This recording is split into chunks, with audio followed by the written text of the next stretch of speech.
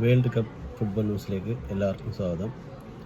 അപ്പോൾ ഇന്ന് നടന്ന മത്സരം, ഇന്ന് 3 മത്സരമാണ് നടന്നത്. ഇന്ന് രാത്രി 10:30, രാവിലെ 2 മണിക്ക്, ഇന്ന് രാവിലെ 6:30. അപ്പോൾ ആദ്യം നടന്ന മത്സരം ബ്രസീൽ ജപ്പാൻ. അതിൽ 1-2 ബ്രസീൽ ജയിച്ചിരിക്കുകയാണ്. ആദ്യം ജപ്പാനാണ് ഗോളടിച്ചത്.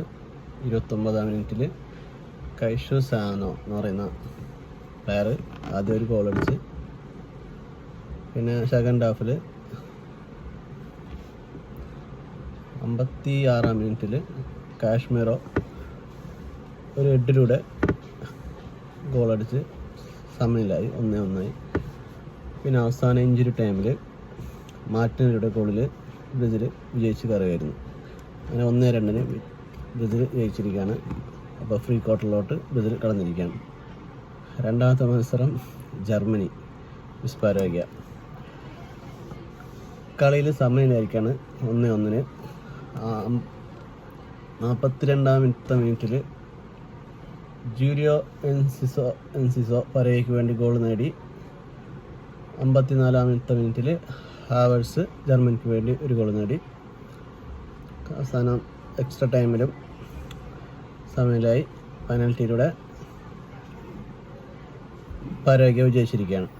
അങ്ങനെ ഫ്രീ ക്വാർട്ടറിലോട്ട് പരാഗ്വ കടന്നിരിക്കുകയാണ്. അങ്ങനെ ജർമ്മനി വേൾഡ് കപ്പിൽ നിന്ന് പുറത്തായി. വേൾഡ് കപ്പ് എടുക്കുന്ന ഫേവറേറ്റ് ആയിട്ട് വന്ന ടീമാണ്, നല്ലൊരു ടീമായിരുന്നു. വേൾഡ് കപ്പിൽ നിന്ന് പുറത്തായി. രണ്ടാമത്തെ കളി നെതർലാൻഡ് മൊറോക്കോ. നല്ല അടിപൊളി കളിയായിരുന്നു. നല്ല രണ്ട് ടീമും നന്നായി കളിച്ച്, കുറച്ചും കൂടി നന്നായി കളിച്ചത് മൊറോക്കോ ആയിരുന്നു. നല്ല കുറച്ച് ചാൻസ് ക്രിയേറ്റ് ചെയ്ത്. ആദ്യം നെതർലാൻഡ് 72-ാം മിനിറ്റിൽ കോക്പോളുടെ നല്ല കിടിലൊരു ഗോളടിച്ച് മുന്നിട്ട് നിന്നു. അവസാനം എക്സ്ട്രാ ടൈമിൽ തീരാൻ 5 മിനിറ്റ് ബാക്കിയുള്ളപ്പോൾ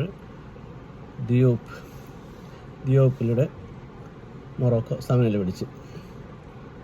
അങ്ങനെ 1-1. കളി എക്സ്ട്രാ ടൈമിലോട്ട് കയറി അരമണിക്കൂർ, അതിലും സമനിലായി. അവസാനം പെനൽറ്റിയിലൂടെ മൊറോക്കോ ജയിച്ച് ഫ്രീ ക്വാർട്ടറിലോട്ട് റൗണ്ട് 16 കടന്നിരിക്കുകയാണ്.